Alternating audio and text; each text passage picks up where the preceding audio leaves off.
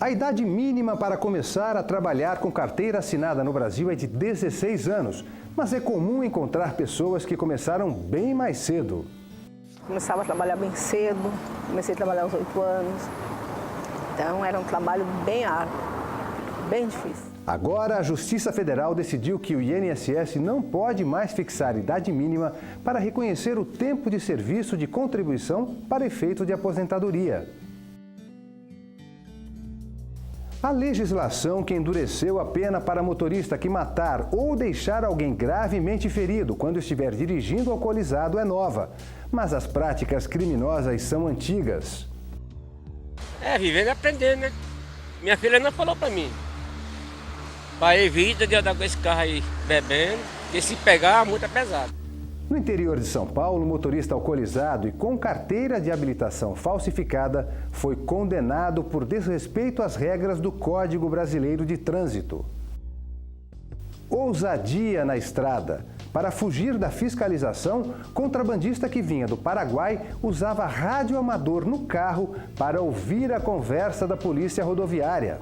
Ele utilizava, segundo as provas constantes dos autos, segundo a decisão do juiz confirmada pelo tribunal, para evitar a fiscalização da Polícia Rodoviária Federal e também da Polícia Militar Estadual. Só que a polícia foi mais esperta, ele foi preso e o Ministério Público acionou a Justiça. O que aconteceu com ele? Veja agora, no Via Legal.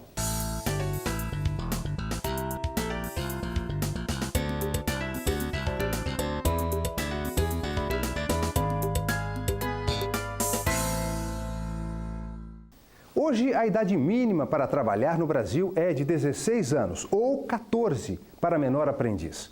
Mas entre a população mais antiga é comum achar brasileiros que começaram mais cedo.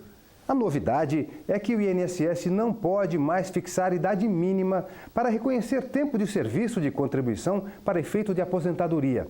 A decisão da Justiça Federal vale para todo o país, mas ainda cabe recurso. Foi ainda no campo, com os pais, que Dona Jurema começou a trabalhar. Começava a trabalhar bem cedo, comecei a trabalhar aos 8 anos, então era um trabalho bem árduo, bem difícil. Eu plantava, né, tipo, meus pais plantavam, então a gente colhia, capinava, cuidava das vacas. A Mariá começou ainda mais cedo, com o consentimento da Justiça e o acompanhamento da mãe. Ela, aos 4 anos de idade, já brilhava como modelo e atriz.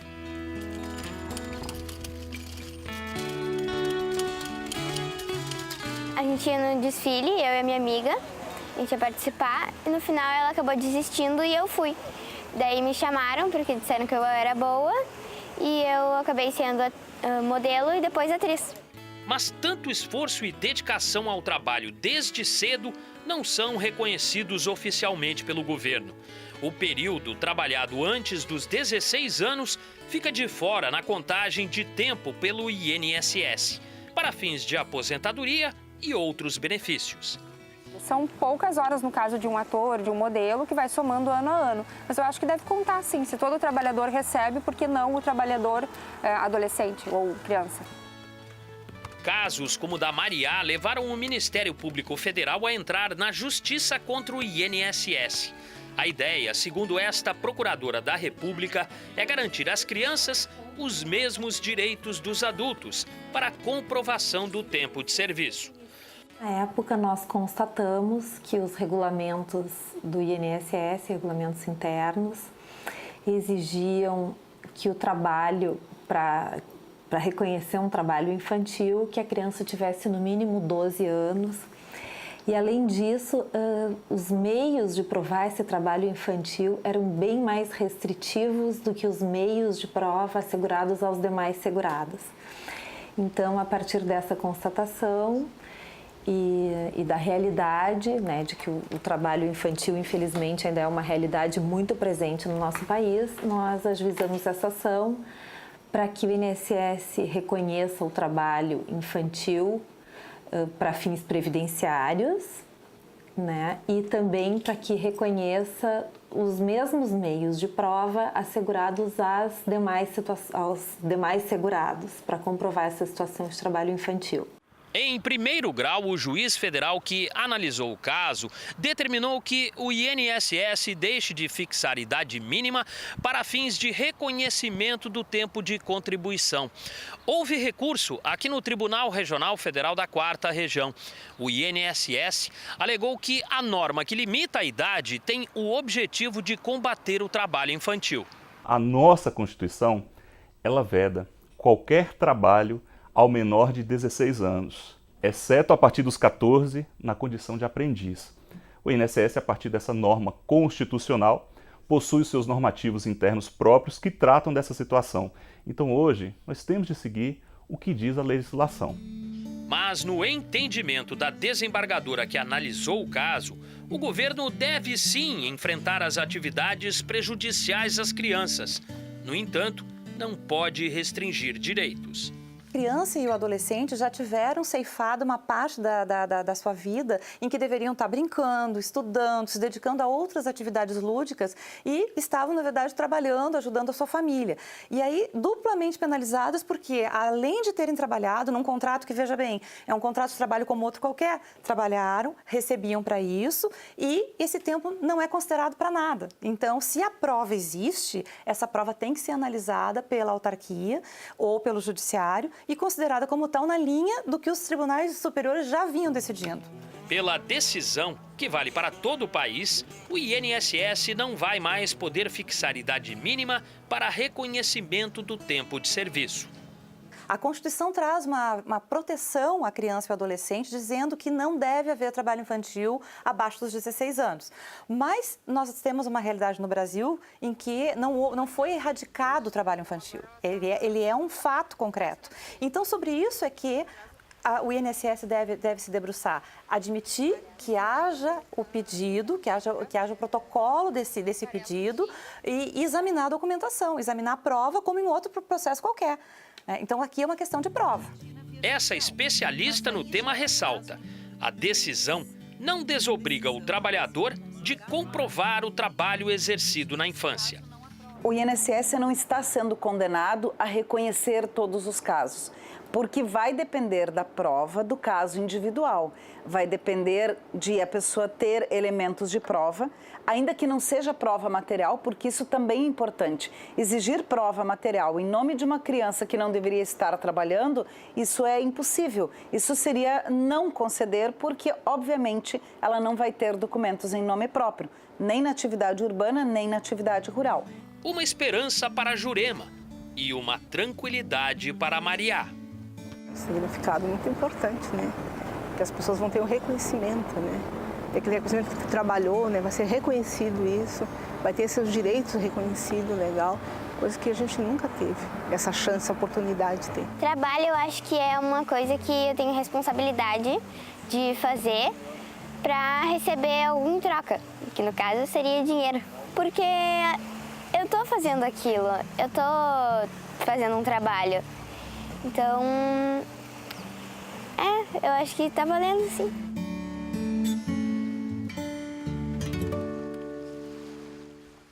Veja a que ponto chega a ousadia de pessoas fora da lei para manter o contrabando no Brasil. Um homem de Goiás foi flagrado na estrada usando um rádio amador no carro. Ele ouvia a frequência da polícia rodoviária para tentar fugir da fiscalização. Só que dessa vez não deu certo. Ele foi pego e condenado.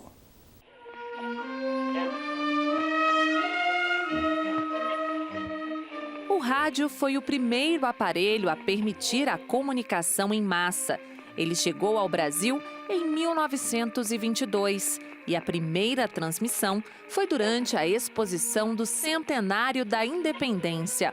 Na época, os ouvintes puderam acompanhar a ópera O Guarani e ouvir o pronunciamento do então presidente Epitácio Pessoa. Rapidamente, o rádio se tornou o principal meio de comunicação no país. O tempo passou e 96 anos depois, bem mais moderno, é claro, ele continua sendo uma importante ferramenta de comunicação. E mesmo com a chegada da internet, tem gente que não abre mão de se comunicar com o mundo por meio das frequências de rádio. é o caso do Paulo, que tem como hobby o radioamadorismo. 73 para todos. Eu direciono as minhas antenas e as minhas atenções para os países, para as regiões onde há interesse meu de fazer contato para efeito de conseguir, de contar pontos para conseguir esses diplomas outorgados ou por radioclubes, por ligas de radioamadores ou por revistas especializadas. Mas para fazer esse tipo de comunicação é preciso ter autorização, como explica o presidente da Liga de Amadores Brasileiros de Radioemissão, Gustavo Franco. Quem normatiza o serviço de radioamador no Brasil é a Agência Nacional de Telecomunicações, a Anatel. Tal qual um motorista que quer dirigir um carro, ele tem que tirar uma licença de habilitação, uma carteira de habilitação. E todos os radioamadores têm que fazer uma prova para ser aprovado para poder receber um COER, que é o Certificado de Operador de Radioamador, que é como se fosse a licença de motorista, que é a licença de operação do radioamador. Tem gente que utiliza o rádio sem ter essa autorização. E o pior, para cometer crimes. Foi o que fez um homem do estado de Goiás, que além de importar mercadorias do Paraguai de forma irregular, usava um aparelho de radioamador programado para transmissão e recepção na frequência utilizada pela polícia. Ele foi preso em flagrante e o Ministério Público acionou a Justiça.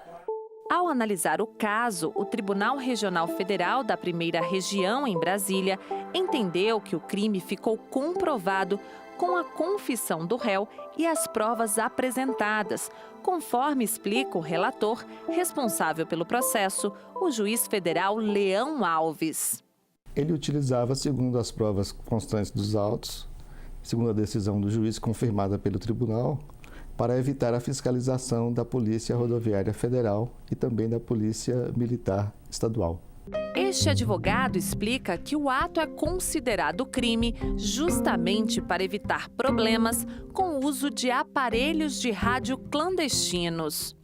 Nós temos a Lei de Telecomunicações, que na verdade ela busca disciplinar a utilização de rádio, rádio no sentido amplo, telecomunicação em sentido mais amplo, e essa preocupação tem efetivamente a razão de ser na utilização indevida, que pode gerar uma série de problemas.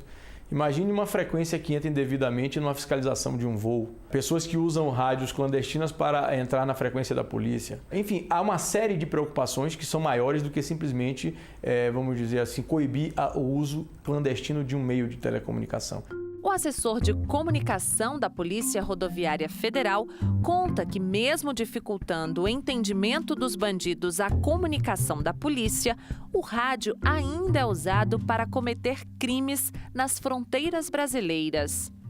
Hoje a Polícia Rodoviária Federal tem um programa de rádio digital, onde a gente tem a transmissão de voz e dados criptografada, então dificulta muito esse tipo de interferência, mas era comum. Diversas vezes esses contrabandistas usam batedores, né, que são pessoas que vão um pouquinho mais à frente para ver se tem a fiscalização, e geralmente eles se comunicam via rádio. Então nós temos toda uma regulamentação pela Anatel, uma regulamentação para o uso desse tipo de aparelho, e logicamente eles estão fora dessa regulamentação e os aparelhos são apreendidos e as pessoas são encaminhadas.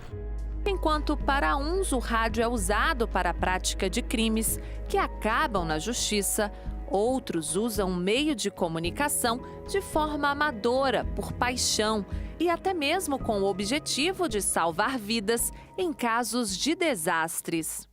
No Brasil, nós temos uma cooperação com a Secretaria Nacional de Defesa Civil que chama-se RENER, Rede Nacional de Emergência de Radioamadores. É uma ligação da LABRE com seus radioamadores, com a Defesa Civil em todos os estados e municípios do Brasil. O Gustavo não esconde a satisfação que sente em poder usar o hobby para ajudar as pessoas. O radioamador, ele é um voluntário nato. Sempre que a qualquer radioamador que é pedido ajuda, ele acha muito bom. Porque é a oportunidade que ele tem de fazer alguma coisa. E a gente faz isso como uma satisfação. É muito bom.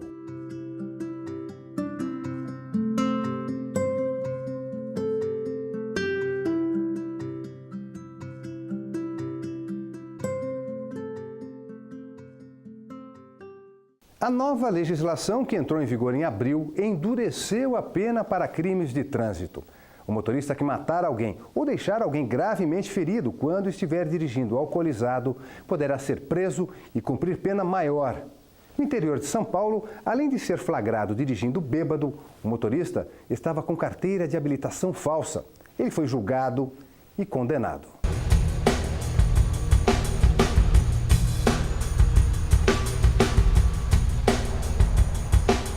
O que era para ser uma fiscalização de rotina virou um transtorno para este caminhoneiro.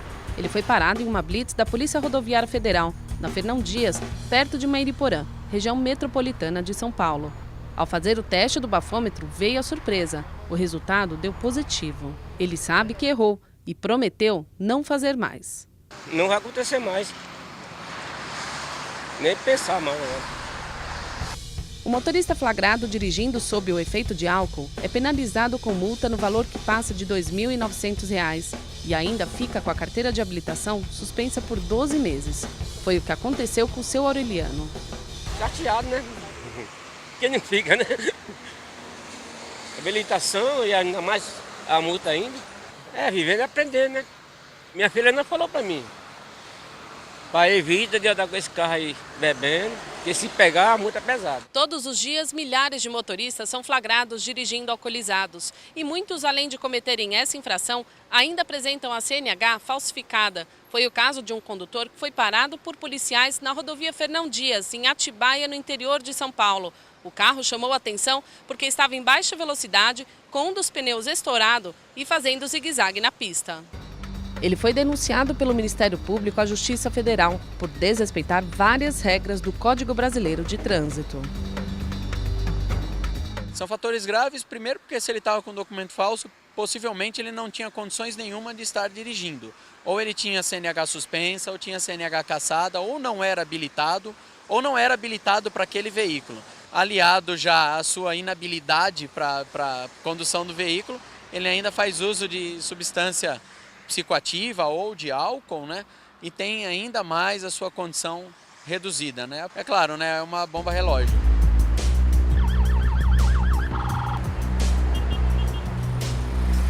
O processo foi julgado na primeira instância, que condenou o motorista pelos crimes de falsificação de documento e embriaguez ao volante.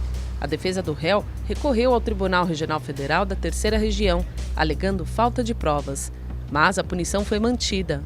O motorista pegou 2 anos de reclusão pelo uso de documento falso e 6 meses de detenção por dirigir embriagado. A pena foi substituída pelo pagamento de 5 salários mínimos e serviços à comunidade. O presidente da Associação de Juízes Federais da Terceira Região diz que a decisão se baseou nos riscos que os crimes representam à sociedade. A lei ela tem uma preocupação direta com a atividade de dirigir, especialmente a atividade de dirigir embriagado, porque isso aumenta exponencialmente o risco a todos que estão envolvidos ali na rodovia. A nossa convivência depende de você confiar um no outro. Então, é claro que a lei ela tem que se preocupar de forma muito importante com a conduta de dirigir embriagado. E é claro que, somando-se a isso, o uso de documentação falsa em qualquer circunstância é algo que se busca ludibriar a fé pública. Então, eu acho que essa decisão ela reconhece o que é importante, o Estado punindo, o Estado não aceitando esse tipo de conduta e aplicando a lei para que isso realmente não ocorra na nossa convivência, nas estradas, nas rodovias, enfim. Desde abril está em vigor uma lei que determina o aumento das penas para o motorista que beber e causar acidente com morte. A pena agora é de 5 a 8 anos de prisão. Já no caso de lesão corporal grave ou gravíssima, a pena de prisão, que variava de 6 meses a 2 anos, agora é de 2 a 5 anos. Além disso, a lei também proíbe o motorista de obter permissão ou habilitação para dirigir novamente. Ainda existe uma série de motoristas, acho que no Brasil, mais de 18 mil, que são flagrados dirigindo alcoolizados durante o ano. O que significa que é uma conduta recorrente. E por que essa conduta é recorrente? Que as pessoas não sabem que dirigir bêbadas é uma infração administrativa? Não. Na realidade, elas até sabem, mas como a fiscalização ela é ineficaz, ela é por amostragem, as pessoas ainda arriscam a praticar esse tipo de conduta. A expectativa é que estas mudanças tragam mais segurança e diminuam o número de vítimas da imprudência no trânsito. As pessoas já sabem que se beber, a consciência já está, né? Principalmente agora que depois que essa lei aí, né? Agora não tem mais negócio não, agora cadeia direto, né? É um exemplo, todo mundo tem que ter. Tá vendo o tanto de tragédia que tá tendo aí, né? Bebe quem é teimoso, né? Eu dependo do trabalho, isso aí é meu ganha-pão, então não posso perder isso aí.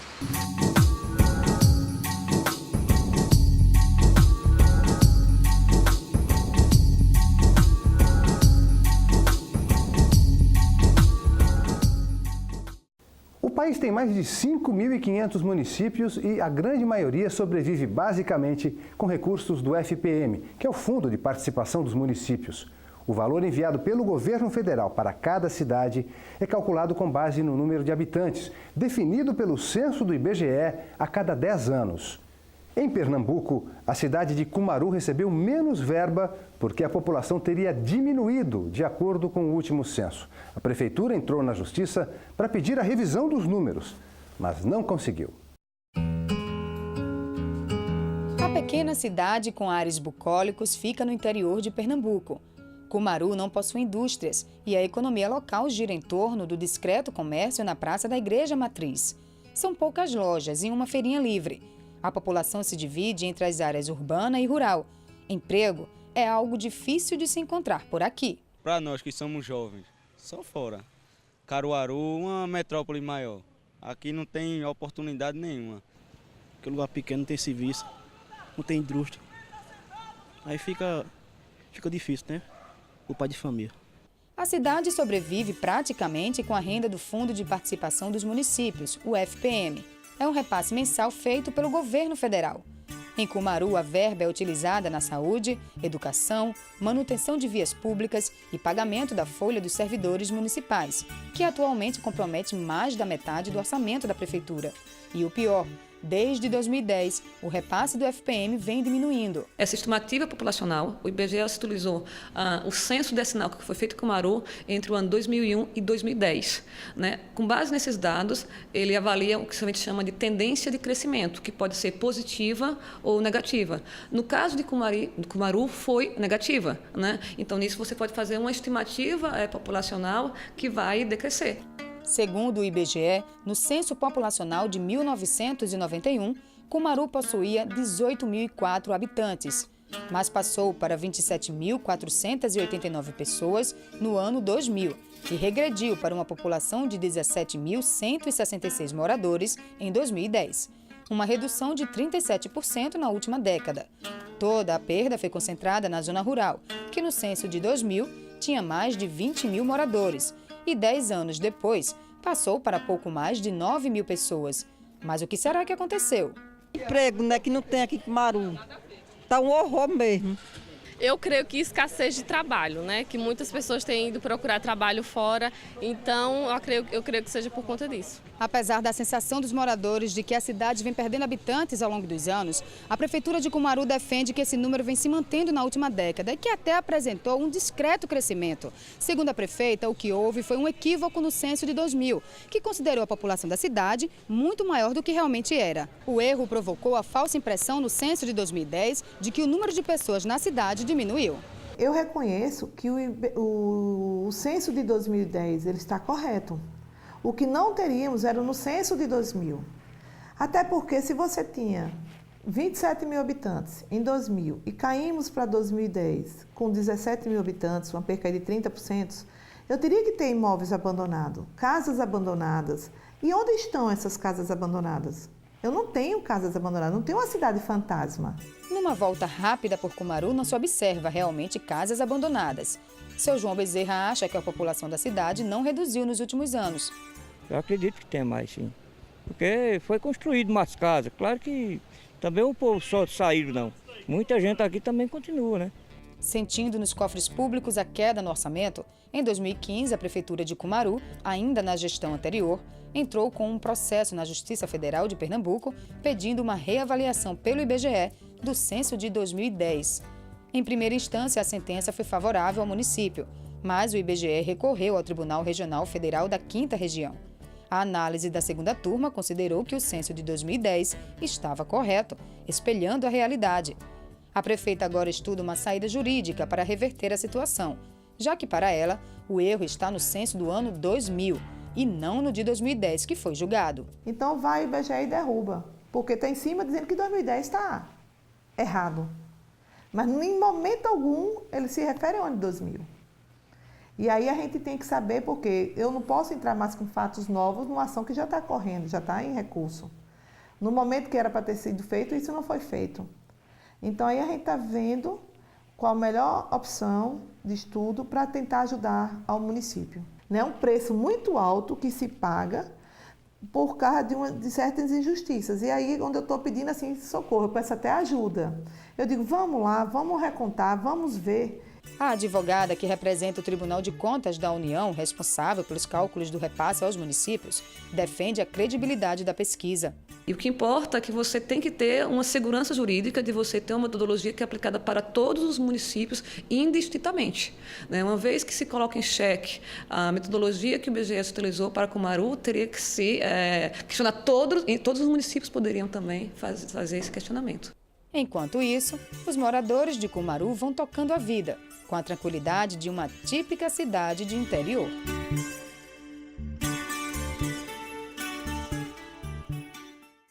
Em nota, o IBGE informou que a cidade de Cumaru tinha mais habitantes no ano 2000 por causa da construção de uma barragem, que levou vários operários para a região. E no censo de 2010, a barragem já estava concluída, o que explica a redução de moradores na cidade. É isso, o Via Legal fica por aqui. A gente volta na semana que vem com outras decisões da Justiça Federal. Gostou de uma matéria? Quer ver de novo? Mostrar para um amigo? Acesse as nossas redes sociais.